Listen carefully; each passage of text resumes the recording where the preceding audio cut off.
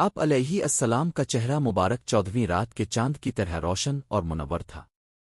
حضرت جابر رضی اللہ عنہ فرماتے ہیں کہ میں نے چاندنی رات میں حضور علیہ السلام کو دیکھا، آپ علیہ السلام سرخ جوڑا زیب تن فرمائے ہوئے تھے۔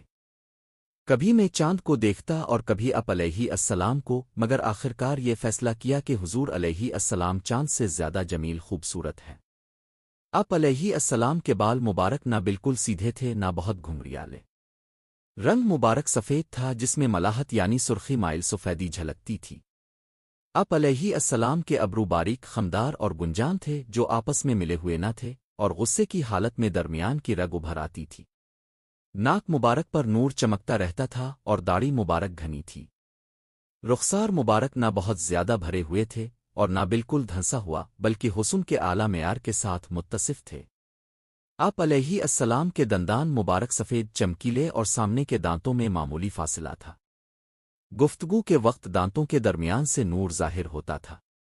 بدن مبارک قوی اور مضبوط تھا۔ پیٹ اور سینہ برابر تھے اور سینہ چوڑا تھا۔ کندھے کشادہ اور ہڈیاں قوی تھیں۔ آپ علیہ السلام کے ہاتھ پاؤں نرم و ملائم اور انگلیاں دراز تھیں۔ چلنے میں قوت کے ساتھ قدم اٹھاتے اور آگے جھکتے ہوئے وقار کے ساتھ چلتے تھے۔ گفتگو جامع اور مختصر ہوتی تھی، نہ ضرورت سے زیادہ اور نہ اتنی کم کہ سمجھ نہ آئے۔ آپ علیہ السلام نرم مزاج تھے، کسی پر ظلم اور ذلت نہ ڈالتے۔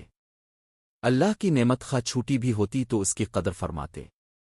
اپنی ذات کے لیے کبھی غصہ نہ فرماتے، البتہ جب دین حق کی بات میں رکاوٹ ڈالی جاتی تو آپ علیہ السلام کا غصہ ٹھنڈا نہ ہوتا یہاں تک کہ حق پورا ہو جاتا۔ آپ علیہ السلام زیادہ تر تبسم فرماتے اور جب دندان مبارک ظاہر ہوتے تو ایسا لگتا گویا بارش کے اولے جھلک رہے ہوں۔ حضرت علی رضی اللہ عنہ فرماتے ہیں کہ جو پہلی بار آپ علیہ السلام کو دیکھتا وہ مروب ہو جاتا اور جو بار بار ملتا وہ محبت میں ڈوب جاتا۔